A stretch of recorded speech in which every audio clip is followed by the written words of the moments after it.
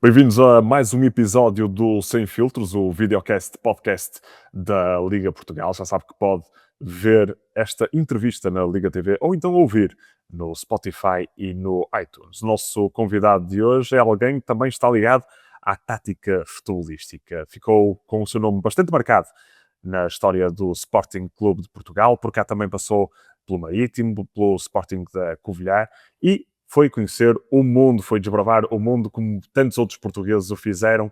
Falamos, por isso, de Lionel Pontes. Mister, bem-vindo. Olá, boa tarde. Obrigado pelo convite. Muito Mister, gosto de estar aqui e participar no vosso programa. muito E obrigado, Mister. para poder partilhar algumas das minhas experiências dentro e fora de Portugal. Muito obrigado, Mister. É também para nós um gosto enorme recebê-lo por cá. E vamos falar, já que fizemos aqui esta breve introdução, vamos começar precisamente pelo início. Nada melhor do que começar pelo início. E falando de um treinador que, como tantos outros, começou pelas camadas mais jovens, o Mister Lionel Pontes. Antes de irmos precisamente ou em específico às camadas jovens, quando hoje olha para o seu percurso no futebol, sente que viveu várias carreiras dentro de uma só carreira ou mantém-se desde aquele Lionel que começou bem cedo na formação do Sporting? Ora bem, pergunta pertinente, tendo em conta os diferentes contextos que vivi ao longo destes anos, enquanto treinador de formação, enquanto treinador adjunto, enquanto líder de equipa, treinador principal, porque aí há diferenças significativas, também em contextos muito diversos, além da Primeira Liga portuguesa, Primeira Liga do Egito, Primeira Liga da Grécia e da Hungria. Trabalhei na Segunda Liga, em Espanha e em Portugal, e agora enquanto diretor técnico do Xangai Shenhua. Portanto, são experiências diversificadas. A acrescentar também, e estava-me a passar uma das fases mais importantes, provavelmente, de um treinador, poderes representar a seleção nacional. Enquanto treinador adjunto, onde tivemos o privilégio de participar em duas grandes competições, que foi o Mundial do Brasil e o Europeu da Polónia. Portanto, isto são experiências que nos enriquecem enquanto profissional, que permitem-nos ter uma visão global daquilo que é o futebol a vários níveis. No fundo, é uma vida virada para o futebol. Aliás, eu tenho uma paixão pelo jogo muito grande, ainda gosto de jogar, mas essa paixão vem desde muito cedo e tudo o que seja o futebol e os seus ecossistemas à volta dele são assuntos de interesse. E hoje sinto-me um privilegiado pelas experiências que tive, algumas com sucesso, outras com menos sucesso, mas todas elas deixando uma marca de crescimento, de experiência e ao mesmo tempo preparando um pouco aquilo que pode ser o futuro. Foram muitos anos no campo, essa é um fato importante e é aquilo que mais me dá gozo, aquilo que me preenche, aquilo que a adrenalina da competição. Acho que o futebol sem competição não tem sentido. E quando falo em competição, é competição oficial, competição dentro do treino, competir para... No fundo, a competição é para ganhar e muitas vezes para nos satisfazer do ponto de vista pessoal, que é sentir a adrenalina da competição.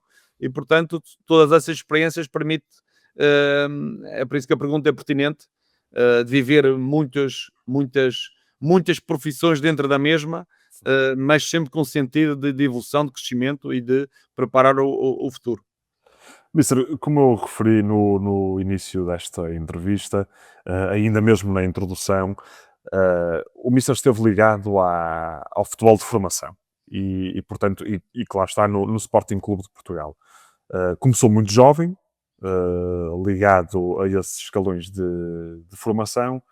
Pergunto-lhe, Mister, que ensinamento assim mais valioso acaba por retirar desses anos e que ainda hoje aplica na sua forma de estar enquanto treinador de futebol e que lá está agora como o diretor técnico do Shenhua, até porque sabemos que há bastantes diferenças entre ser treinador de futebol sénior e ser treinador de futebol de formação. Sim, eu acho que qualquer treinador não é obrigatório passar pela formação.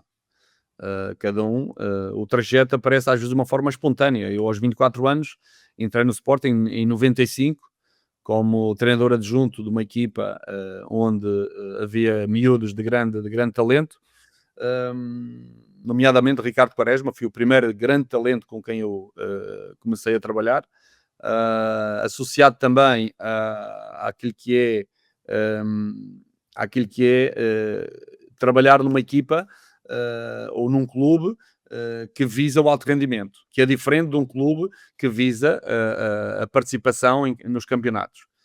E para mim, essa foi o primeiro impacto, é perceber o que é um talento com idades inferiores, porque muitas vezes associamos na minha rua um miúdo que joga muito bem futebol, mas é um miúdo enquadrado numa equipa profissional, uma equipa que visa o alto rendimento, faz a diferença, tem potencial para crescer e chegar ao alto nível. E essa foi a primeira aprendizagem, que é associar o que é um grande talento com 12, 13, 14 anos. E é um conjunto de características que os grandes talentos têm, que lhes possibilita, num trajeto de 10 anos, 10, 12 anos, chegar a alto rendimento. E eu tive esse privilégio, que foi aprender aquilo que era o crescimento de talentos desde os 10, 12, 13, 14 anos até o alto rendimento, porque também verifiquei e conheci esses talentos desde pequeninos e encontrei-os novamente na Seleção Nacional.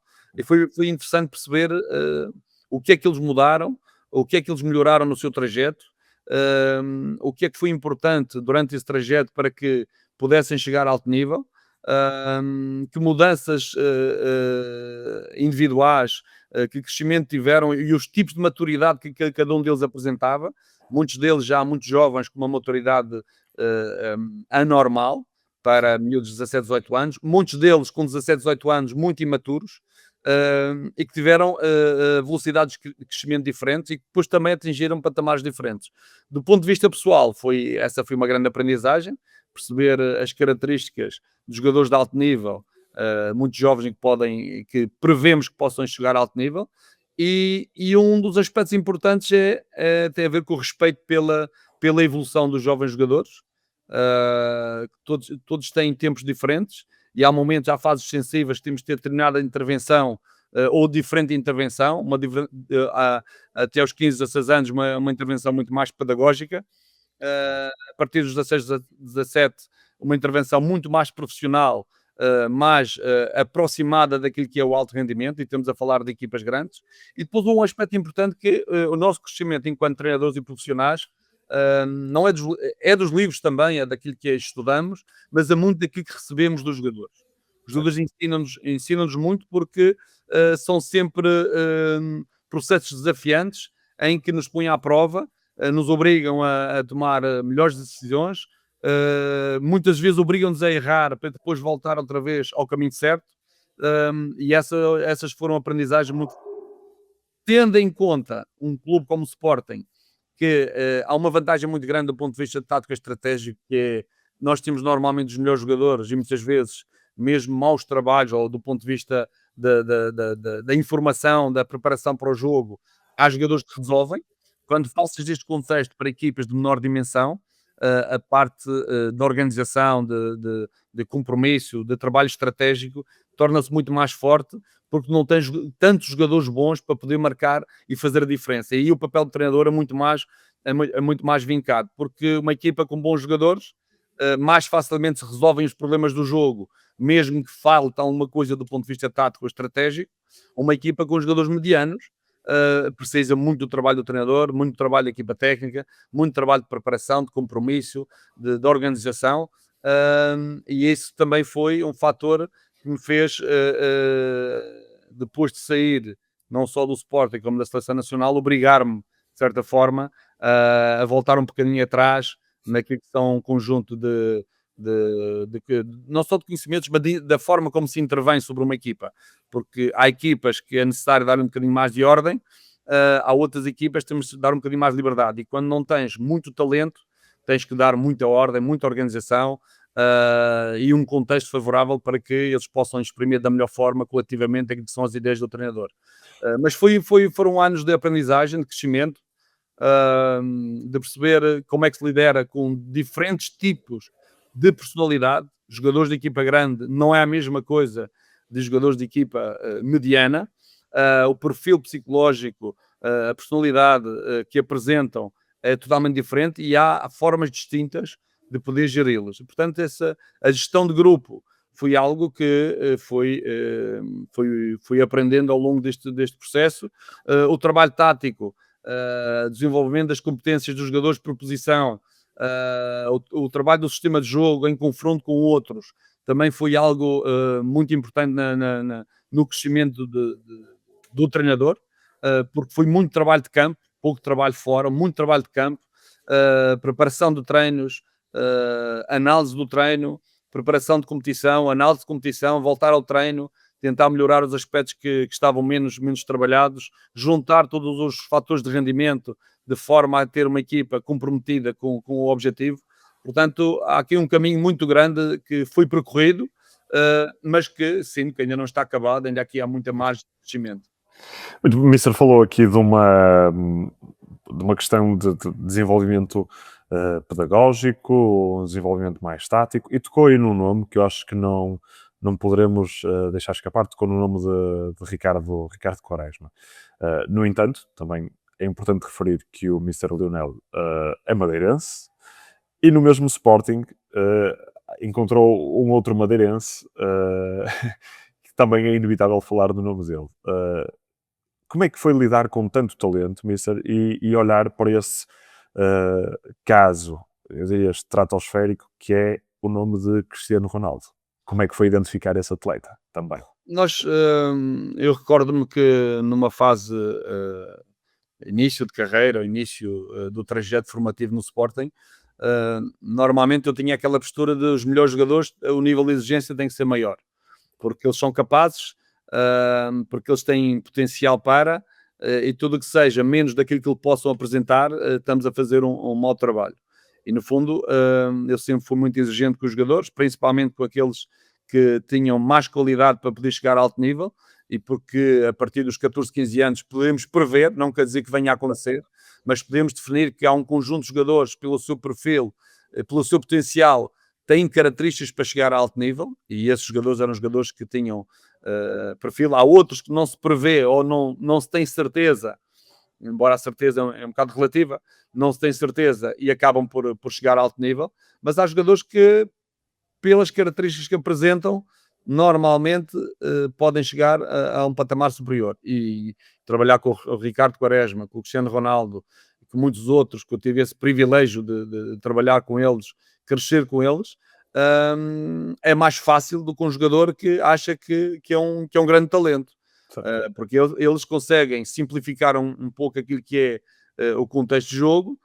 Normalmente são miúdos que têm um foco muito grande pela sua atividade diária, raramente dão grandes problemas, são jogadores focados, são jogadores que querem ganhar, são jogadores que têm um nível de exigência, mesmo jovens, grandes em relação a outros, e depois tornam o processo de jogo muito mais fácil e, de certa forma, ajuda a que a equipa possa ter melhor rendimento. Mas é interessante perceber que nem sempre os títulos nos escalões jovens permitem-nos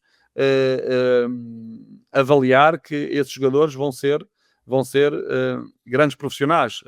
Recordo-me que o Cristiano Ronaldo e o próprio Ricardo Quaresma não ganharam muitos títulos na formação e acabam de fazer grandes carreiras. E, portanto, como referindo mais àquilo que foi a pergunta, é fácil trabalhar com esses jogadores, mas o nível de exigência dos profissionais e quem está à volta deles tem que ser maior, porque eles têm capacidade para corresponder, e se baixarmos esse nível de exigência também, o nível de evolução dos jogadores pode estar um pouco mais comprometida. E isso, no fundo, é o papel dos profissionais para quem trabalha com jogadores de grande talento.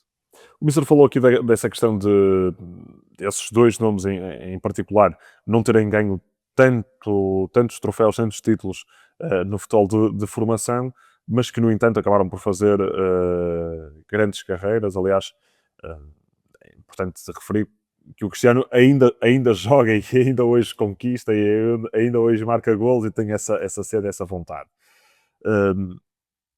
Ouvi o Mister também dizer que um profissional que trabalha com esses jovens também tem um grau de exigência maior por ter esses talentos nas suas mãos. No entanto, olhando para aqueles que são absolutas estrelas no futebol de formação, e hoje, como se calhar há 20, 30 anos atrás, quando o Mister começou, também havia esta coisa de dizer que aquela pessoa vai ser, que aquele jogador vai ser uma estrela, ou dizer já e colocar-lhe o cunho de craque. Pergunto-lhe, Mister, como é que se lida depois com as frustrações destes jovens, porque todos eles, como o Mister dizia há pouco, há um trabalho necessário, um trabalho pedagógico necessário de ser feito.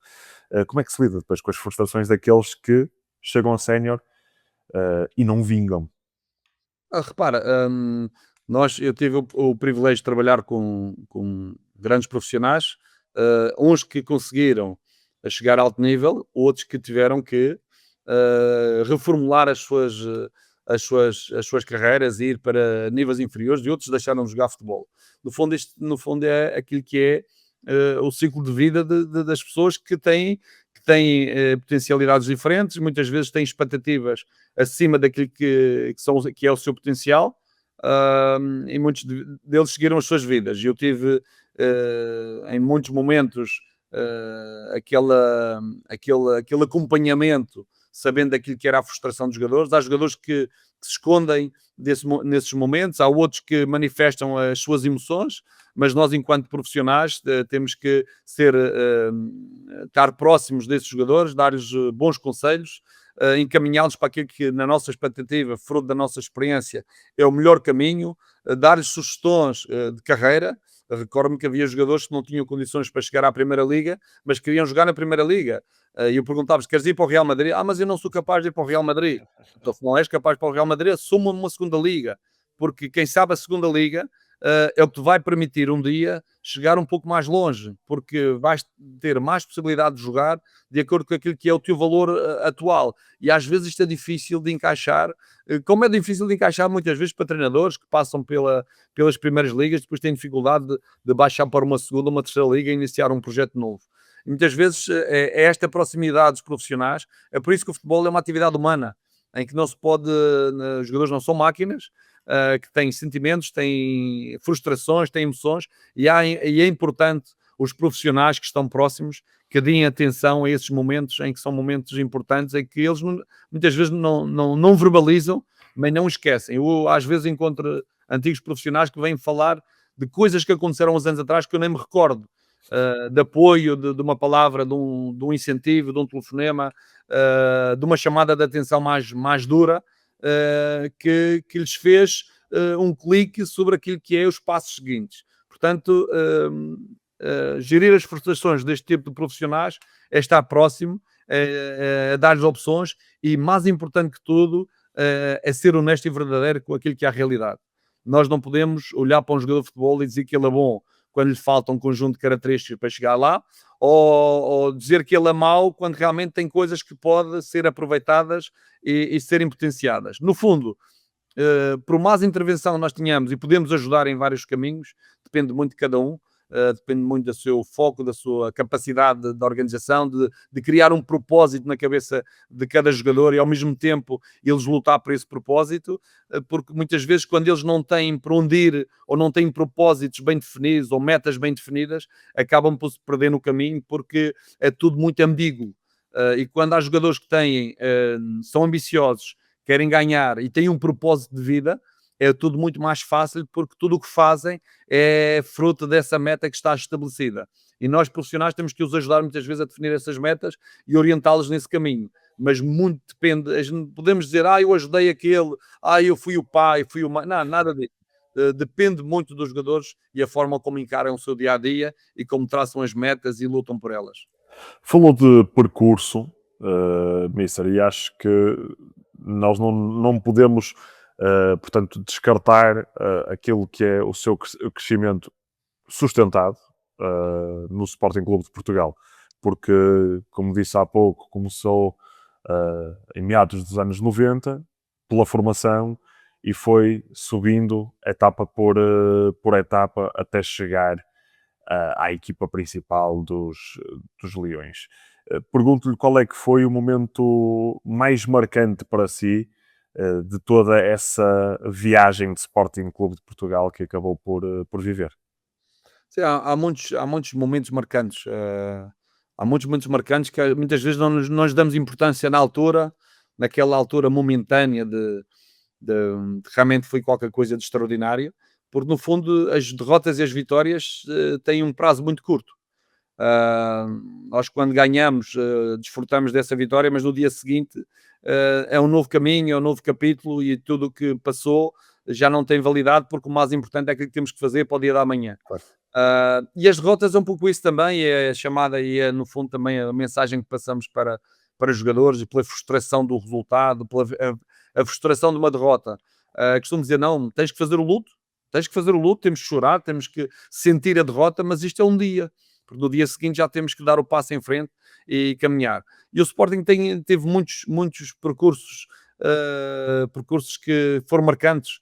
A primeira conversa que tive com o Aurélio Pereira ficou marcada, porque foi conhecer uma pessoa do futebol e que tinha uma forma muito particular de interceder sobre os profissionais e sobre recrutar pessoas e sensibilizar. Esse foi um momento interessante que eu só fui-me apercebendo ao longo do tempo, depois de eu conhecer em maior profundidade e criamos uma amizade muito forte e verdadeira. A estreia de vários jogadores, para mim eram momentos importantes, jogadores com quem eu partilhei alegrias e tristeza, quer do Cristiano, quer do Ricardo, muitos, Nani, o João Moutinho, o Veloso, o Yannick, o Semedo, o Miguel Garcia, todos jogadores que muitas vezes nós tivemos interferência direta na mudança das suas vidas, porque decidimos em um momento que queríamos esse jogador e que mudamos. Muitas vezes a mudança de vida só basta um olhar ou uma decisão pequena que faz com que eles tenham uma vida diferente daquela que provavelmente poderiam ter. E recordo-me de ter tomado essa decisão, eu e os meus colegas, para depois, mais tarde, eles fazerem carreira e terem essa estreia. E para mim, os momentos de estreia eram sempre momentos especiais. Era sinal que aquilo que tínhamos feito ao longo dos anos estava a ter alguns resultados. A minha ida para a equipa principal foi um momento importante, uma decisão importante da minha vida também. Convido o Paulo Bento. Tínhamos feito em 2004 um campeonato extraordinário de junho, já não ganhávamos há 10 anos. Recordo-me que tínhamos ganho em 95, no ano em que eu entrei, o treinador era o Mr. Fernando Mendes e depois o Castro Pereira. Recordo-me desse campeonato. Depois ganhámos em 2004, 2005. Voltamos a ganhar 10 anos depois. E essa passagem dos Júniors para a equipa principal foi um momento marcante da minha carreira, porque é o passo para o alto nível e eu não podia deixar de ter essa oportunidade de trabalhar com a equipa principal de Sporting. E esses 4 anos foram muito fortes, porque trabalhar numa equipa que luta para primeiro lugar não é a mesma coisa que uma equipa que luta para meia tabela, que deixa de ter objetivos a meio ou que está a lutar pela permanência, e isso dá-nos um traquejo muito grande a trabalhar com equipas a este nível. E esses 4 anos foram muito bons, onde lutámos 2 anos até às últimas jornadas para sermos campeões nacionais, nunca fomos, mas acabamos de ganhar 2 taças, 2 supertaças, e tivemos uma participação muito vincada na Liga dos Campeões. E essa experiência desses 4 anos, lamentavelmente não consegui provavelmente capitalizá-la do ponto de vista futuro, porque quem sabe hoje podia estar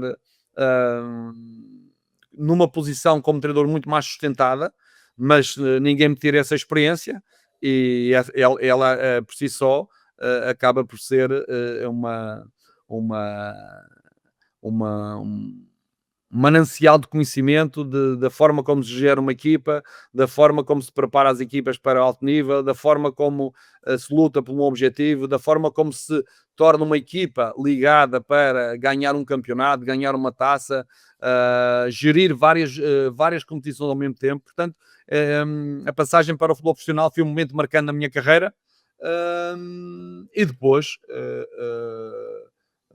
o ano de 2019, quando assumi o sub-23.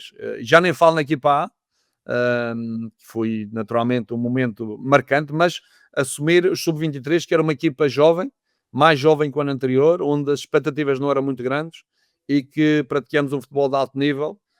Tínhamos 10 jornadas, 10 vitórias, melhor ataque, melhor defesa e jogadores promissores que tinham algum talento, mas não havia muita certeza do que é que poderiam ser no futuro. Começaram a aparecer o Nuno Mendes, o Ricardo, o Eduardo Quaresma, o Gonçalo Inácio, o Matheus Nunes, o Joelson, o Pedro Mendes, eram jogadores que havia alguma incerteza do que é que poderiam ser, mas essa época desvendou um bocadinho aquilo que era o potencial deles, porque quando uma equipa joga bem, a maior parte dos jogadores começam a aparecer e realmente eram jogadores que deram grandes sinais, tanto que quando o Ruben entrou, eu recordo-me que 8 desses jogadores, de um plantel de 20, 22 jogadores, 8 deles foram fazer a pré-temporada, sinal que conseguimos potenciar todos esses jogadores. E esse também foi um momento marcante e de grande orgulho, o trabalho que foi feito. E depois a ir à equipa principal, já num contexto muito mais difícil, menos onde não estavam reunidas as condições para termos sucesso, mas é sempre um orgulho poder estar associado à equipa principal do Sporting na minha curta carreira. O Mister falou de muitos nomes que são sonantes hoje em dia no futebol, não só nacional, mas também internacional. Os dois que já referimos mais do que uma vez, que são o Ricardo Quaresma e o Cristiano Ronaldo. Mas também falou de Nuno Mendes, Mateus Nunes, Gonçalo Inácio. Pergunto-lhe, Mister, dessa convivência e também daquele período lado a lado com o Mister Paulo Bento, onde se conviveu com Yannick, Lietzen, Miguel Veloso, João Moutinho. Pergunto-lhe, Mister, se existe alguma história curiosa ou conhecida desses tempos de Alvalade que hoje o Mister consiga partilhar. Alguma conversa com algum jogador, algum clique ou momento de turning point para esses atletas, algo que o Mister tenha dito, existe? Não, é assim, há sempre, dentro das equipas, há sempre momentos marcantes, uns mais tensos, outros menos tensos, outros que têm um peso grande do ponto de vista da comunicação social e dos adeptos, outros que ficam cá no nosso íntimo. Aliás, há várias histórias que são conhecidas, uma delas surpreende-me, pelo momento. Estávamos a preparar a Liga dos Campeões e penso que isto é uma história conhecida. E no aquecimento, os guarda-redes já estavam, penso que era um jogo com o Inter de Milão. Os guarda-redes já estavam no campo a treinar e estávamos no corredor à espera de ir para o aquecimento. E havia 9 jogadores, faltava um. Faltava um, quem é que é? Quem era o Moutinho? Onde é que está o Moutinho? Onde é que está o Moutinho? Nós tínhamos uma sala ao lado, que era uma sala pequenina com uma televisão, ao lado do balneário, e de repente eu venho atrás e o João Moutinho estava sentado a ver os morangos com açúcar, que era a série na altura que estava em voga, e estava ele sentado a ver os morangos de açúcar à espera, e nós à espera do João Moutinho para o aquecimento, só para perceber muitas vezes que aquele nível de rendimento depois tem um conjunto de jogadores pela sua, até de uma forma inocente, também tem outros interesses e foi um momento hilariante que tivemos ali, que ficou marcado naquele ano. Temos uma história engraçada, não, engraçada, há um jogo que não estava a correr muito bem e há um jogador no intervalo que quase que fez o discurso todo do treinador e o Paulo Bento, o Michel Paulo Bento foi inteligente, deixou falar, não vamos interromper, deixa eu falar. E quando foi falar o Paulo, metade da palestra já estava feita, Isto tem a ver muitas vezes com balneários que querem ganhar, em que há jogadores com forte personalidade e que muitas vezes têm um papel determinante se forem bem conduzidos naquilo que é o sucesso de uma equipe. E esse jogo foi o jogo em que estávamos a perder 2-0 contra o Benfica para a Taça de Portugal e acabámos por ganhar 5-3, em que o Darley no intervalo resolveu manifestar-se contra aquilo que estava a acontecer e acabámos por ganhar esse jogo e estas pequeninas coisas têm um peso enorme naquilo que é o rendimento de uma equipa. Há outras histórias muito que aconteceram, mas que também não vale a pena porque são coisas de, como dizia o Sr. Aurélio, tinha uma expressão que é do forno íntimo da nossa equipa. Mister, eu vou ser sincero. Uma foi mais séria do que outra, mas eu de facto não estava à espera que o João Moutinho estivesse a ver os morangos com açúcar. São coisas que fazem parte da adolescência dos jovens. Eu tenho uma, o Bruno, numa véspera da Liga dos Campeões, o Bruno Pereirinha veio ao meu escritório pedir-me folhas porque tinha os trabalhos de casa para fazer. Estamos a falar de miúdos com 17, 18, 19 anos que de repente estão inseridos num contexto profissional junto de jogadores mais maduros, jogadores já são pais, já têm filhos, têm uma vida feita e eles estão a começar essa carreira e ainda não estão total, não quer dizer que não estejam comprometidos, mas ainda há muitas questões da idade que não estão totalmente ligadas com aquilo que é o alto nível do jogo e da equipa.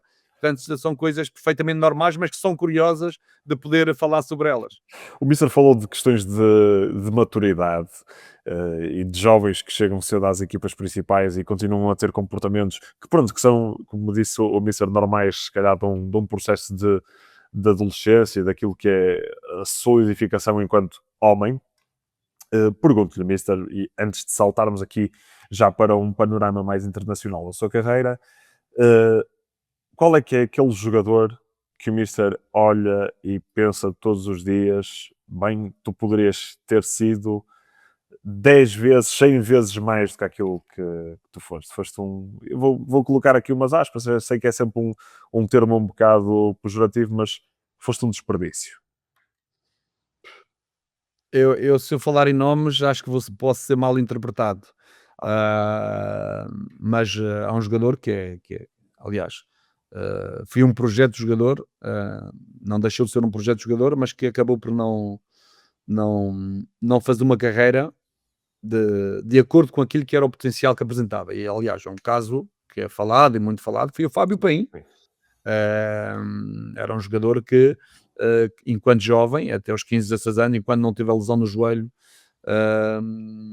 era um jogador que tinha umas qualidades extraordinárias para o jogo, que revelava um potencial enorme, que fazia a diferença, não só individualmente, até nas decisões que tomava no último terço do campo, mas que acabou por não fazer uma carreira de acordo com as suas expectativas. Mas tivemos outros. O Valdeir era um jogador, como defesa esquerda, por exemplo, um jogador que se previa ser um jogador de alto nível e, fruto de algumas lesões, de algumas contrariedades na vida, não fez a carreira que prevíamos. E muitos outros que nós olhávamos para eles com aquela ideia de que, quem sabe, este jogador pode vir a fazer uma carreira nacional e internacional, mas que acabaram por não conseguir esses objetivos, fruto de um conjunto de problemas que muitas vezes acontecem dentro do futebol e até fora do futebol. Uns são por lesão, outros são porque não conseguem gerir o sucesso, outros porque acumularam um conjunto de problemas extra-futebol e não conseguem depois ter tranquilidade para jogar a um nível elevado, isto porque o jogador de futebol precisa ter algum equilíbrio emocional, ter um controle emocional grande, porque por mais que a gente diga que é uma profissão espetacular, em que eles fazem aquilo que gostam, a um nível de pressão que é preciso saber viver com ela. A pressão dentro da equipa, a pressão externa, da comunicação social, dos adeptos, dos momentos de frustração, da falta de rendimento da equipa. E é preciso saber viver com isso. E muitas vezes há jogadores que têm muita dificuldade em viver esses momentos de pressão. E muitos deles não conseguiram, em função das qualidades individuais que tinham, não conseguiram passar essa barreira dessa pressão que existe no futebol. No fundo, acabo por, de certa forma, concordar com alguns treinadores, e o Jorge Jesus dizia uma coisa que, no fundo, é verdade: daqui para baixo são quase todos iguais. O que faz a diferença, no fundo, é daqui para cima, é a sua mentalidade, a sua capacidade de interpretar o mundo ao seu redor e, ao mesmo tempo, focar-se na sua atividade e ter uma performance elevada. Portanto, falando nestas questões de talento, sim, houve muitos jogadores que prevíamos que podiam chegar a alto nível. Por exemplo, o Zanzinando Correia, que era o nosso capitão de equipa em 2004, médio defensivo. Nós prevíamos que ele podia ser um médio defensivo de alto nível e acabou por, fruto de algumas decisões do clube, não ter feito a aposta no momento, ou até ele não estava preparado para esta realidade. Foi para o Estoril, do Estoril, como médio defensivo, toda a vida jogou ali, passou a lateral direito, começou a perder aquilo que são as suas referências enquanto jogador e acabou por não fazer carreira que se previa que podia ser uma carreira de alto nível. Portanto, houve muitos jogadores que assim foi. Tivemos um Bruno Fernandes, um ala direito rápido, muitas situações de assistência, cruzamento, golo, tinha um talento extraordinário, mas depois não conseguiu transformar esse talento em maturidade e capaz de fazer uma carreira de alto nível. Portanto, houve muitos jogadores que até aos 20, 21 anos foram apresentando boas qualidades, mas depois, quando o nível de exigência aumentou, quando tinham que lutar pelo seu lugar, pelo seu espaço, acabaram de não ter capacidade para o fazer e desapareceram no mundo do futebol. Fazendo a questão ao contrário, já previa, por exemplo, que um Cristiano Ronaldo fosse atingir o patamar que atingiu, ou se calhar estava um bocadinho, eu não vou dizer longe, mas se calhar, pronto, não tão propriamente explícito que pudesse chegar ao que é hoje enquanto atleta? Se alguém disser que ele ia atingir este nível, eu acho que deve estar enganado e está a mentir. Porque eu acreditava que ia ser um jogador de bom nível. Ah, Era difícil dizer que vai ser o melhor jogador do mundo. Impossível. Agora que ia chegar ao alto nível, ia chegar. Como o Ricardo Quaresma ia chegar, como, por exemplo, o Moutinho foi um jogador que apareceu um pouco mais tarde, por exemplo, que não acaba por ir ao Campeonato da Europa, nem ser titular no Campeonato da Europa, mas depois, quando tem a primeira oportunidade, acaba por ficar na equipa principal e faz uma carreira, e ainda continua a fazer uma carreira extraordinária. Há jogadores que não estamos à espera que eles possam atingir determinado nível e surpreendem-nos. E há jogadores que nós prevemos que podem lá chegar. Eu previa, porque isto, no fundo, esse é o papel das equipas grandes, quando olham para os seus plantéis de 13, 14, 16, 17, começam a olhar, bem, quem é que daqui pode chegar a alto nível? Quem são os jogadores de nível A, por exemplo? Jogadores que, em função do potencial que apresentam, se o trajeto e a competitividade for assegurada, um bom processo de treino, competitividade, boa competição, jogar num escalão mais acima, ter níveis de exigência grandes sobre esses jogadores, desafios mais fortes e não jogar no seu escalão. Provavelmente são jogadores que podem vir a chegar ao alto nível. Agora, prever que o Cristiano Ronaldo ia fazer A carreira. chegar a fazer a carreira, acho que isso era impossível. Só se calhar nenhum futurologista poderia, né? E o psicologista? Se dissessem que ele ia ser, ia aos 40 anos fazer o que está a fazer hoje e ao mesmo tempo ainda ter tempo para fazer filmes e ter uma empresa CR7 com esta dimensão, acho que não é possível, não é Não possível. era possível. Luís, olhando agora para o panorama internacional e para aquilo que foi a sua, e ainda continua a ser, atenção, a sua história fora das nossas fronteiras, o Mister treinou em países de culturas muito distintas. Falou há pouco do Egito, falamos da Hungria, da Grécia, Espanha. Qual é que foi assim o desafio internacional? Hoje também, embora não como treinador, mas hoje está na China. Qual é que foi assim o desafio internacional que mais transformou o Lionel Pontes? Eu diria não só enquanto treinador, mas também enquanto profissional, eu diria no seu todo, assim, de uma forma global. Bem, eu acho que todos eles acrescentaram aqui, acrescentaram muita coisa na minha vida. Ah, Porque todos eles tiveram, para já, graus de dificuldade elevados. Não é a mesma coisa trabalhar em Portugal, onde conhecemos a cultura, a língua, a comunicação é fácil, conhecemos os campeonatos, conhecemos os jogadores, do que trabalhar em contextos onde, para já, contextos em que muitas vezes não tem as melhores condições para atingir os objetivos que se prevê, que se pretende. Os jogadores que não se conhecem muito bem, a comunicação que não é muito clara pela dificuldade de comunicar uns com os outros. E todos eles apresentaram momentos em que nos obriga a superar, nos obriga a crescer, cometemos erros, acertamos e avançamos.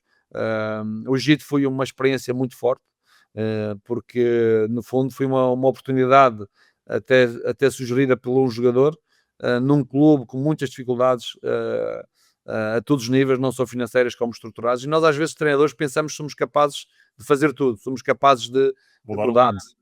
de mudar o mundo, mas não, se não houver condições à nossa volta para desenvolver um bom trabalho, desde que seja condições estruturais, financeiras, uma boa equipa técnica, um bom grupo de trabalho, uma ligação e um alinhamento entre aquilo que é jogadores, equipa técnica e direção, é muito difícil depois conseguir objetivos. Só se, no meio disto, além da competência da equipa técnica, ter 3 ou 4 jogadores que possam marcar a diferença nesses campeonatos respectivos. Todos eles tiveram diferenças, estes desafios. Foi interessante a Espanha pela paixão que se via no futebol, mesmo na segunda B, na altura. É interessante viver essa experiência, onde essa segunda B os jogos eram televisionados, havia conferência de imprensa antes e depois, tudo o que se fazia aí fazíamos na Primeira Liga. A Hungria gerir um balneário com romenos, húngaros e sérvios, onde ainda existem diferenças culturais significativas entre esses povos e havia resquícios históricos com formas de estar diferentes. Esse foi um grande desafio, foi uma época muito desgastante, mas muito enriquecedora do ponto de vista profissional.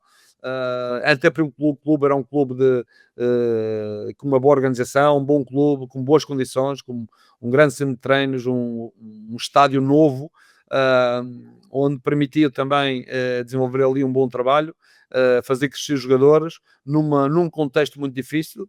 E depois temos que ir à China, porque aí sim, além da experiência profissional, é até ser diferente, não estou como treinador, mas como diretor técnico, com diferente tipo de tarefas e diferente tipo de responsabilidade.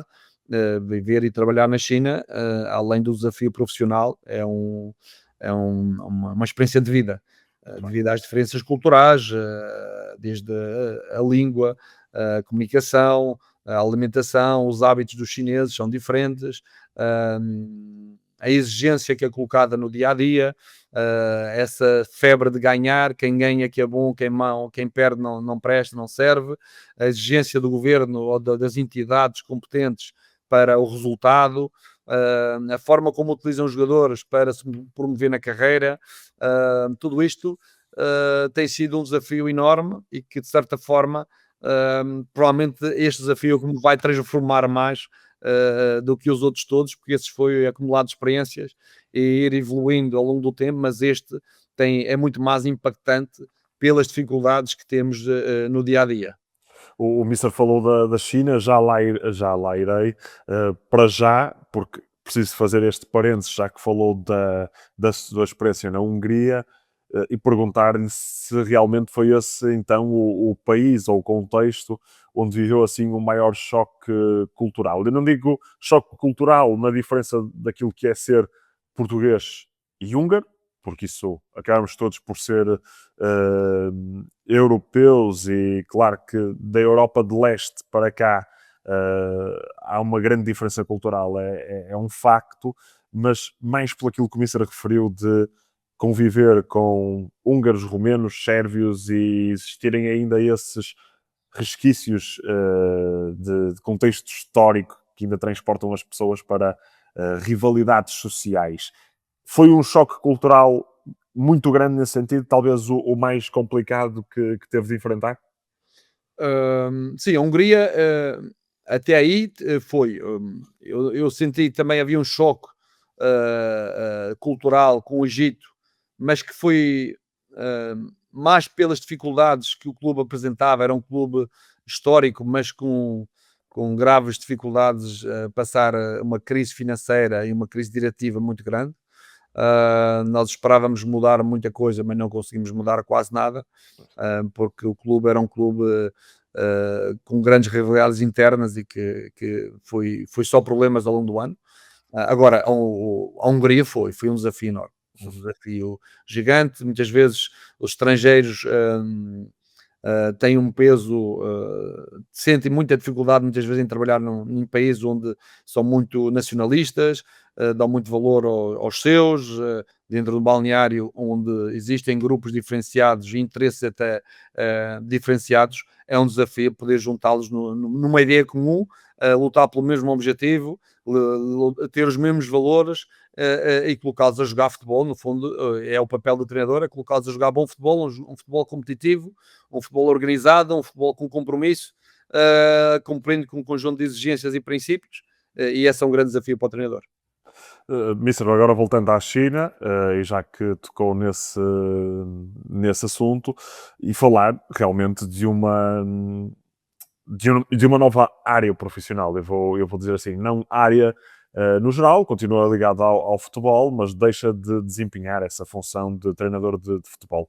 Pergunto-lhe, Mister, o que é que o leva realmente a aceitar o desafio de ser diretor técnico do Xangai Shenhua, e se esse também acaba por ser um momento de eu quero deixar esta vertente de treinador de futebol e poder estar ligado a algo mais geral, mais global.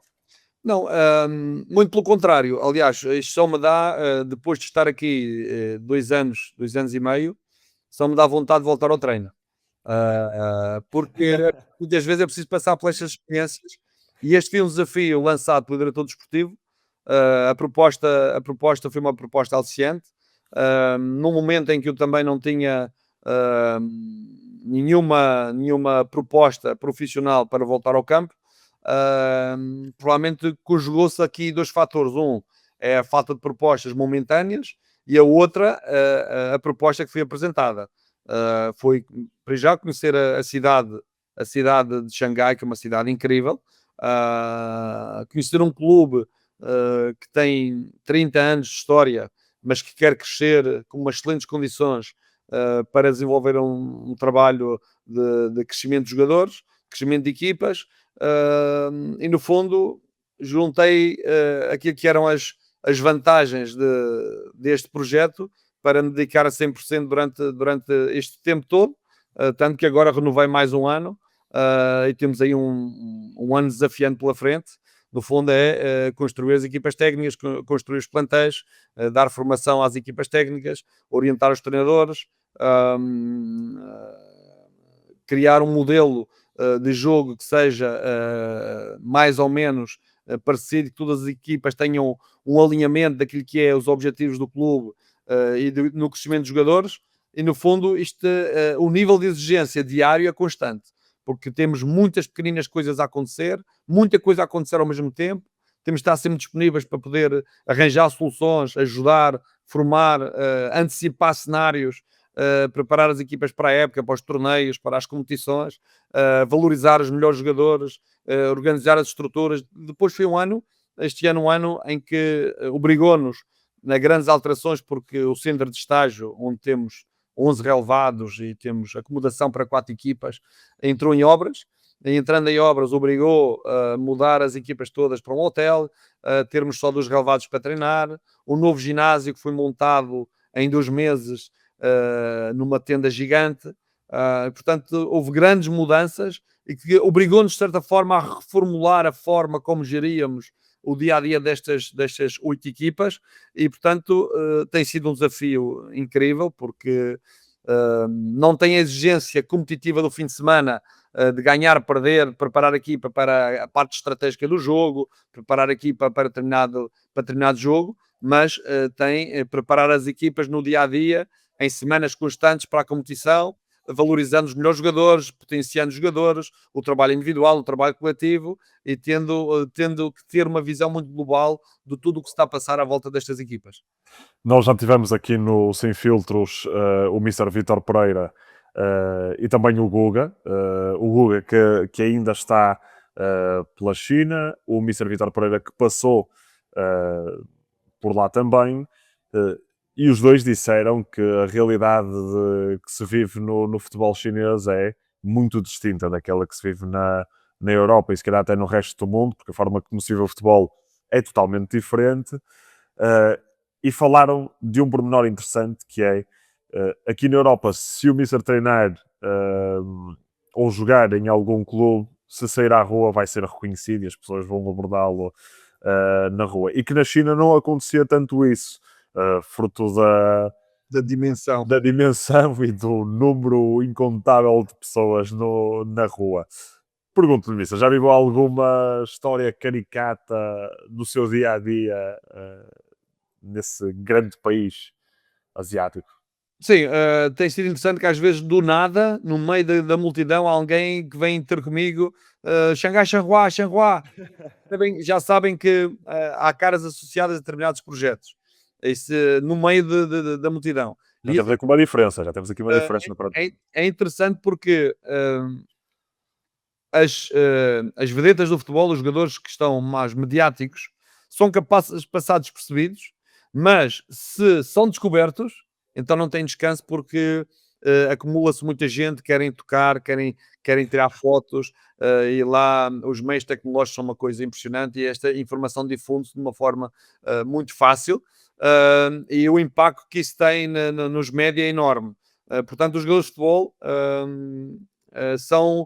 passam despercebidos a determinado nível, mas quando são descobertos é uma febre para poder tirar fotos, para poder estar perto. E a China tem uma paixão pelo futebol também, os adeptos têm uma paixão pelo futebol, os estádios a maior parte deles estão completamente cheios. Nós temos jogos em casa de 60, 50, 60 mil espectadores. Os estádios são novos. O futebol é um futebol muito físico, pouco tático, onde falta talento em alguns jovens, apesar deles percebemos que há talento, mas lançar esses talentos para futebol profissional ainda é uma barreira muito grande. Temos dificuldade em lançar miúdos de 17, 18, 19 anos nas equipas principais. É por isso que a maior parte da média de idades das equipas vai para perto dos 30 anos, embora este é um contexto que tem tendência a mudar, porque tem havido grande investimento na formação, investimento nos clubes, andam sempre na tentativa de acertar o melhor modelo de desenvolvimento dos jovens jogadores, mas sim, o Guga, tive a oportunidade de estar com o Guga há uns tempos atrás, quando veio jogar a Xangai, está lá o Fábio Abreu também, na equipa do Beijing, está o Daniel Ramos, no Renan, tivemos a oportunidade de estar juntos há pouco tempo, e o Vítor Pereira fez carreira nos bons tempos da China, onde os investimentos eram elevados, em que o Vítor foi treinador do Xangai Port. Portanto, sim, o futebol vive-se de forma diferente do que se vive na Europa, e é por isso que é um grande desafio também poder trabalhar nestas equipas. Mesmo longe, Mister, mesmo estando a um bom conjunto de quilómetros do nosso país, continua ligado ao futebol português. E quando eu digo ligado, digo atento ao que se vai passando por cá, ao futebol que se pratica cá. Portanto, continua a acompanhar vivamente a nossa liga. Sim, ainda estou cá há 3 dias, já vi 2 jogos, portanto, 2 jogos ao vivo, é sinal que acompanho. Sim, acompanho, apesar dos jogos lá, a maior parte deles entre as 6 e as 9, com as diferenças horárias, acabam por passar entre as 2 e as 4 da manhã. Muitos deles não consigo ver, mas acompanho os resumos, vejo a evolução das equipas, acompanho muito próximo a primeira e a segunda liga, e algumas equipas da terceira liga, e no fundo eu gosto de acompanhar o futebol, gosto de estar atualizado, acompanho as grandes equipas, as médias equipas.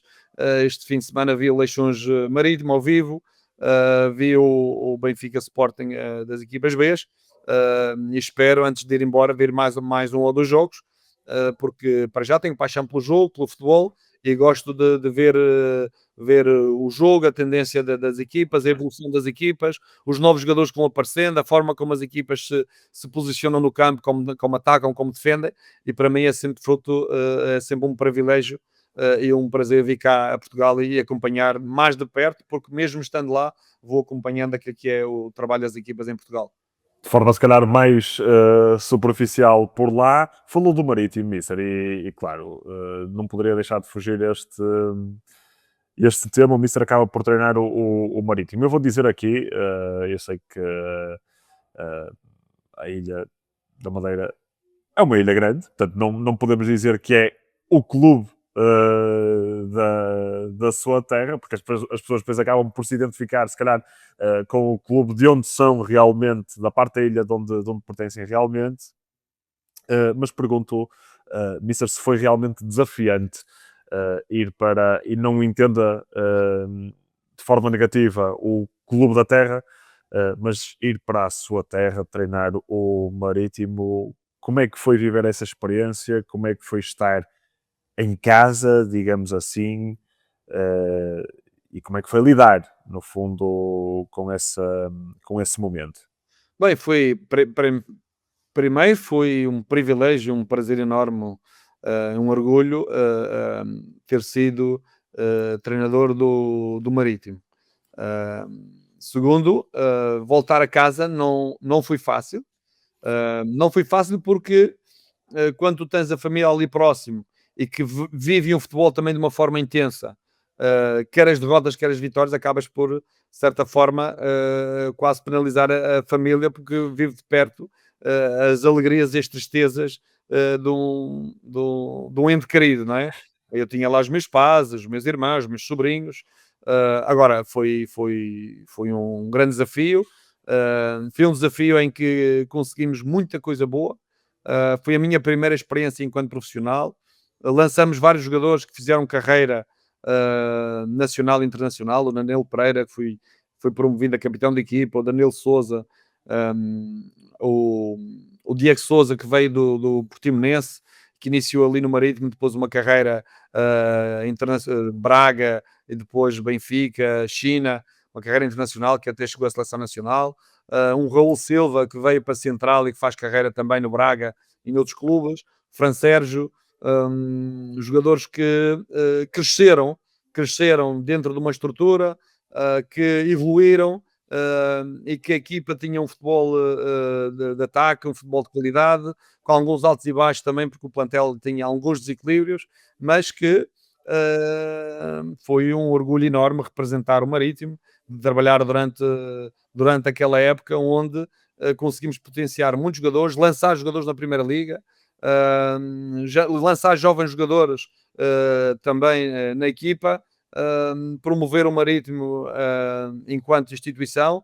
Não conseguimos dar o salto qualitativo, que era modernizar o Marítimo para estar ao nível dos clubes que estavam também a crescer, e na altura vimos um Passos Ferreira a crescer, vimos um Famalicão a crescer, não só do ponto de vista da qualidade do seu jogo, mas também do ponto de vista organizacional, e tornar um clube muito mais profissional, de acordo com a exigência que era colocada. Mas sim, foi um orgulho, não me arrependo nada daquilo que fiz, daquilo que consegui, e do privilégio que foi trabalhar no Clube Sport Marítimo. Perguntar, Mister, qual é que foi então o momento mais feliz da sua carreira? Porque fomos vivendo aqui, ou melhor, desculpe, escutando aqui algumas das suas vivências no futebol e das experiências que teve. Já me disse que o Marítimo, treinar o Marítimo foi um orgulho para si enquanto treinador, enquanto profissional, mas também aproveito para perguntar, já que falou também anteriormente do acompanhamento de jovens que depois mais tarde se estrearam no patamar sénior, vingaram no patamar sénior. Pergunto-lhe se também foi um dos momentos mais felizes, juntamente com o Mr. Paulo Bento, ver aqueles meninos que viu jovens, como, e passo a citar, João Moutinho, Rui Patrício, William Carvalho, Adrian, todos esses jogadores chegarem a um nível elevado e, claro está, chegarem à seleção nacional. Alguns dos nomes que eu referi, inclusive, foram convocados para esse Euro 2012, Polónia e Ucrânia, e para esse Mundial 2014 no Brasil. Sim, eu acho que esses dois pontos podemos dizer que são os dois pontos altos de qualquer carreira: poder participar num campeonato do mundo, poder participar num campeonato da Europa e com jogadores que fizeram parte de um trajeto desde muito jovens.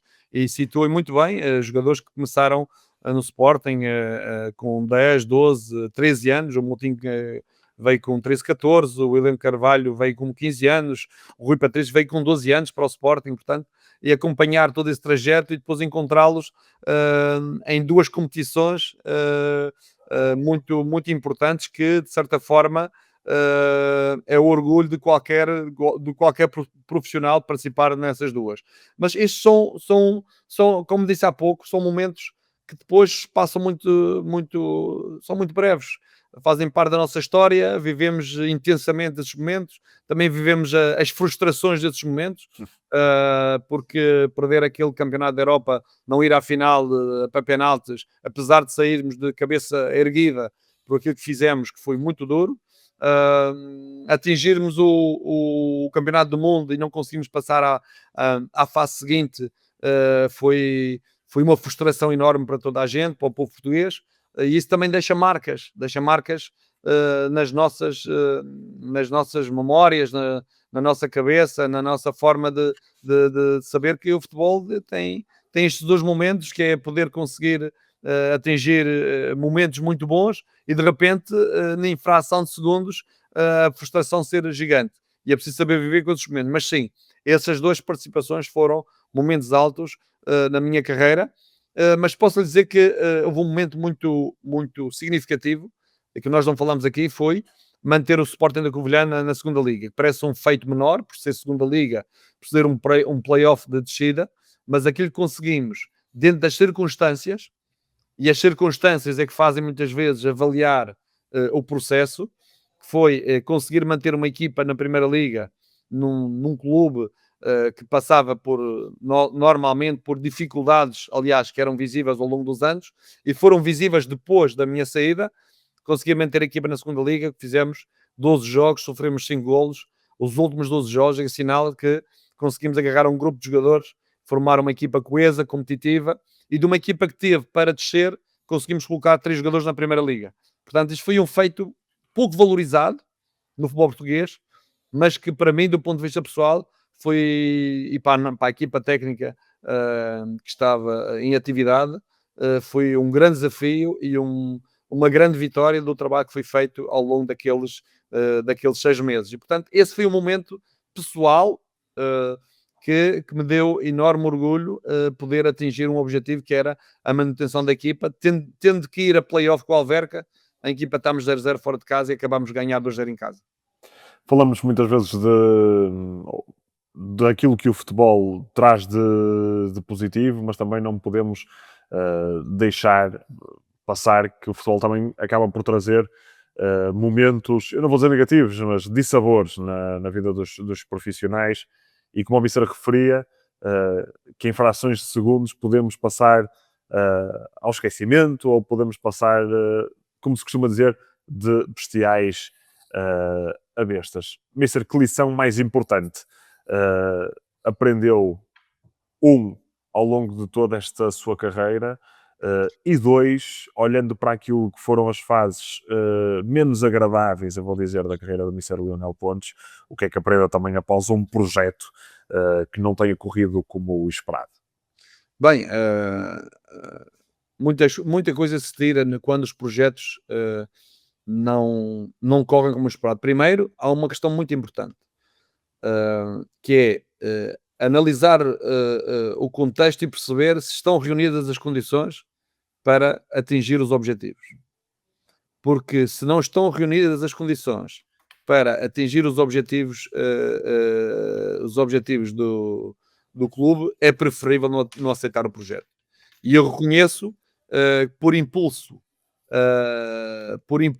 e muitas vezes por necessidade também, de poder voltar a treinar, acabamos por tomar decisões, e esse impulso muitas vezes traz depois consequências negativas naquilo que é o processo de desenvolvimento quando caímos num clube onde não estão reunidas as condições para poder fazer um bom trabalho. E quando falamos em reuniões, em condições, estamos a falar na parte estrutural do clube, na dimensão do Bem, clube, na capacidade de investimento do clube, na equipa técnica, a forma como podemos organizar uma equipa técnica, ao mesmo tempo ela poder ser um ponto muito positivo naquilo que é o nosso trabalho diário. E, portanto, essa foi uma das questões que aprendi ao longo destes anos. Depois é as pequenas decisões que são tomadas, principalmente no início, que podem pôr em causa a liderança futura. E eu, fruto da inexperiência e no início de carreira enquanto treinador principal de equipas séniores, assumo, e não tenho problemas nenhum, que cometi um outro erro que possa ter posto em causa algumas questões relacionadas com a gestão de grupo e com a ligação entre treinador, direção, treinador, jogadores. Mas hoje reconheço e olho para trás, aprendi, cresci, tenho consciência das decisões que foram tomadas ao longo do tempo e do impacto que elas tiveram, e hoje, até pela maturidade e pela idade, são decisões que não cometeria nunca mais, e ao mesmo tempo sinto muito mais preparado para um desafio e voltar ao campo com mais experiência, mais determinação e com maior convicção naquilo que são as ideias e a forma como as transmite para toda a equipa. daquilo que sabe hoje, olhando para trás, o que é que teria feito de diferente? Repara, há tanta coisa que se podia ter-se feito diferente se fosse muito mais ponderado e pensado. Vou-lhe dar um exemplo. Quando assumi o cargo do Sporting, vivi num momento ambíguo. E quem sabe esse era um momento em que tinha que ser definido. Ou ficar até o clube encontrar um treinador, ou assumimos claramente que vou ser o treinador até ao final da época e reunir as condições à volta do treinador para que se desse esse passo. E viver nessa zona ambígua, e temos vários exemplos desses em Portugal, acaba por ser muito penalizador para o treinador e é penalizador para o clube. E, portanto, esse foi um momento também marcante, e que de certa forma marca depois o trajeto futuro de um treinador, como outros que foram outras decisões que foram tomadas sobre questões contratuais, que acabam por ser penalizadoras porque tu queres trabalhar, tu queres mostrar, tu queres ir para o campo, mas esqueces-te que para começar um projeto tu tens de ter as coisas muito bem claras e definidas para que possas entrar com força, entrar com confiança, entrar com convicção e poder não só demonstrar todas as suas qualidades e potencial, como também poder transmitir aquilo que tu queres e conseguir que a equipa seja competitiva, seja organizada, lute por aquilo que são os objetivos do clube e possas ter bons resultados, porque no fundo a alta competição é isto, é resultados. Não há aqui volta a dar, não podemos esconder as coisas como elas são. Futebol de alta competição é resultados e é isso que nós procuramos fazer junto das nossas equipas. E já que trabalhou com muitos jogadores jovens, numa fase primária da sua carreira, hoje, se calhar, faço a questão ao contrário, não digo para jogadores, mas para treinadores, que conselho daria a um jovem treinador português que está a começar e, tal como tantos outros, e se calhar como o Mr. Lionel no princípio da sua carreira, têm sonhos e têm objetivos que queiram e almejam atingir. Sim, no fundo, hoje podemos de certa forma, passar uma mensagem aos jovens treinadores que podem ajudá-los a poder potenciar aquilo que é o seu trabalho. Uma das questões importantes é o mais rápido possível descobrir o seu modelo, o seu método. Porque quando descobres o teu método, mais facilmente podes transmitir aquilo que é o teu método de trabalho para todos, para a equipa técnica, para os jogadores e para toda a estrutura. Esse manancial de confiança é fundamental. É tu teres certeza daquilo que tu queres, criar o teu modelo, o teu método de trabalho convicto, e depois, a partir do momento que tens esse método de trabalho convicto, vais passando essas ideias para toda a gente. Depois é o teu nível de conhecimento daquilo que é o jogo e tudo à volta do jogo. E isso também ganha-se com experiência. Há jovens treinadores que têm perfil, que têm potencial, mas têm que continuar a desenvolver esse potencial. Há outros que precisam de muito mais tempo para poder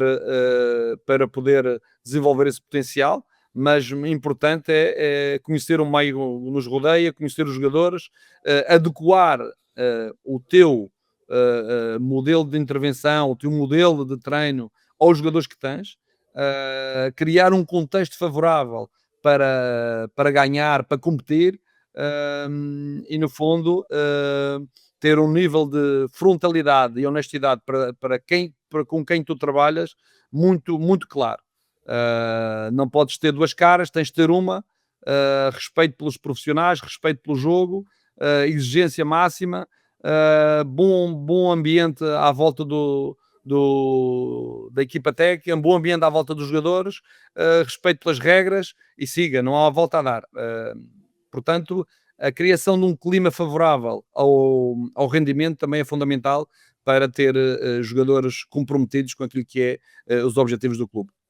Perfeito, Vicente. Foi uma resposta no seu todo bastante esclarecedora e para todos aqueles que nos escutam e veem, oxalá que absorvam esses conselhos do Mister e que os apliquem nas suas respectivas carreiras. Chegamos agora a uma fase desta nossa entrevista em que temos o ping-pong rápido, as questões de resposta rápida. Claro que aqui sou eu a fazer agora o papel de treinador, se calhar a meter o Mister a suar para... Bora. Vamos embora. Mister, então, primeira questão, melhor treinador com quem trabalhou? Paulo Bento. Jogador mais imprevisível que treinou? Ricardo Quaresma. Situação de balneário que ainda o faz rir ao dia de hoje? O Paulinho numa luta de boxe. Gabriel, vai ter que nos explicar isso. Um Paulinho numa luta de boxe. Então, explico, Mister, o que é que se passou dessa? Foi uma história de balneário que já foi falada no passado, mas não vale a pena ser contada. Sim. Sim. Maior desafio cultural vivido fora de Portugal? Ser diretor técnico do Xangai Shenhua. Futebol português em 3 palavras. Está em constante evolução, com uma quesilha contínua, maior respeito pelo jogo. Muito bem, Mister, perfeito. Fechamos aqui então o ping-pong rápido, até foi bastante rápido. Dou-lhe aqui a medalha de pessoa que respondeu mais rápido a este segmento de ping-pong, porque realmente, geralmente, os outros treinadores ou os jogadores têm sempre a justificação em torno das suas. E justificar cada uma das respostas, mas como falo em ping-pong, o ping-pong é um toque só. Portanto, não dá para fazer 2 toques, nem para 3 toques, é ping-pong. Vai e volta. Certo, eu gostava de saber mais sobre esta história do Paulinho, porque de facto pareceu-me engraçado imaginar. Mas isso há muitas histórias ali. Não podem sair, ficam no sagrado balneário. Ali é uma grande referência do Sporting. Espero que um dia faça uma estátua para aquilo que tem sido ao longo dos anos. Uma grande figura do futebol Sporting. Tenho uma excelente relação com o Paulinho, Mister. Sim, senhor. Daqueles anos todos que Muito. passou, qual é que é assim a história que vivenciou junto do Paulinho, que mais recorda com felicidade? O Paulinho tinha um hábito que quando passava a bola branca ou programas De desporto. de desporto e nós íamos no autocarro para os jogos, ele vinha a correr lá do fundo e encaixava, atarrachava o auricular ao Paulo Bento. O Paulo Bento já não queria, passava para mim, passava para o Luís Carlos Pereira e andava. Ele tinha um prazer enorme que nós conseguíssemos ouvir as notícias frescas sobre, quer sobre o panorama nacional, quer sobre o Sporting, era hilariante. E depois, outra coisa gira que o Paulinho tinha era quando se colocava a discutir com os presidentes, que lhes dava esse espaço e ele discutia a política, discutia o dia a dia do clube com os presidentes e era de morrer a rir. Portanto, ele tinha uma energia incrível para pôr toda a gente bem disposta, quer nos momentos, nos bons momentos, mas principalmente nos mais difíceis, ele conseguia pôr toda a gente a rir e toda a gente bem disposta com a sua energia, e ele entendia isso perfeitamente, o seu papel de promover boa disposição e de fazer os meinhos e de fazer apostas com os jogadores, e os jogadores tinham uma relação muito especial com o Paulinho e ainda hoje a têm. Hoje ele está diferente, mais maduro, mais menos, provavelmente menos com as brincadeiras que tinha. Acho que ele também cresceu a esse nível, mas era uma referência dentro do balneário. E aproveitamos também para enviar aqui um grande abraço ao Paulinho, que é não só a figura icónica do Sporting Clube de Portugal, mas também do nosso futebol nacional. Mister, para terminar, faço-lhe esta última questão. O que é que o futebol lhe deu que à data de hoje nunca imaginou que iria receber? Bem, o futebol deu-me um propósito. Nós na vida muitas vezes andamos à procura do nosso propósito de vida. Propósito, deu-me um propósito, deu-me foco, deu-me a visão futura de estar envolvido numa modalidade, dá-me prazer entre aquilo que é o jogo, que eu ainda gosto de jogar, e faço as minhas peladas e o ver o jogo em si. Sigo o futebol de uma forma transversal. No fundo, o futebol é uma paixão, é a minha vida, e permite-me ter estabilidade, permite-me ter o coração e a cabeça ocupado no mesmo objetivo, que é estar dentro do jogo, dentro do treino, dentro de todo o contexto que é o futebol. E, portanto, no fundo, a minha vida será dedicada à família, ao futebol, aos amigos, mas o futebol tem uma cota parte muito grande no meu dia a dia e é assim que vou viver até onde puder. Mister, muito obrigado. Não sei se quer deixar alguma mensagem final para aqueles que são os seus colegas e amigos de profissão, pessoas que passaram pela sua vida enquanto profissional. Se quer deixar alguma nota, não sei, abre-lhe o espaço Sim. para aquilo que quiser dizer, esteja inteiramente à vontade. Mister, para todos aqueles que nos escutam e acompanham, deixo uma última nota. Agradeço à Liga Portugal o convite que me foi feito para poder falar um pouco da minha experiência profissional no futebol. Desejo a todos um Feliz Natal com muita saúde, junto de quem mais gostam. O Natal é família, é juntar as pessoas, é poder partilhar momentos de amor e de solidariedade. É a todos os meus colegas, treinadores, a maior sorte do mundo, que consigam aquilo que são os seus objetivos, que não deixem de tentar, se assim é o seu propósito, continuar a desenvolver a sua atividade, acreditar naquilo que fazem, e que sejam felizes da forma como vivem o dia a dia do futebol, porque o futebol é exigente, o futebol tem um nível de pressão que é preciso saber estar nela. E é fundamental que cada um de nós que esteja no futebol saiba viver esses bons momentos, os maus momentos, de uma forma tranquila, e aceitar aquilo que o destino nos vai dando, mas lutar para que o dia-a-dia seja um dia-a-dia feliz e não andar à procura da felicidade que é lá à frente. A felicidade no futebol é o dia-a-dia, é o processo, é tentar melhorar as nossas competências, melhorar as competências das pessoas à nossa volta e, de certa forma, somos responsáveis por o destino de muita gente e é por isso que temos um papel importante na sociedade e naquilo que são o futuro de muitos jovens jogadores de futebol. Portanto, boa sorte a todos.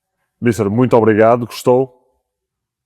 Sim, sim, sim, sim. Sim. Perfeito, então, perfeito, Mister. Foi um gosto também tê-lo por cá e desejar naturalmente toda a sorte e sucesso possíveis, seja na China, seja cá, seja em qualquer um dos cantos do mundo, Mister. Obrigado pela atenção, mas hei de voltar.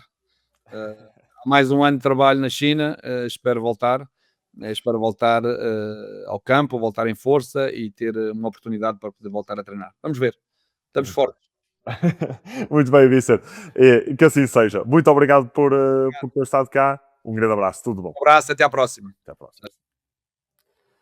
E assim foi Lionel Pontes em mais um episódio de Sem Filtros, o podcast, videocast da Liga Portugal. Não se esqueça, já sabe que pode ver esta entrevista na Liga TV ou então ouvir no Spotify e no iTunes. Por cá esperamos por si para mais um episódio. Fique ligado no nosso Sem Filtros. Até lá.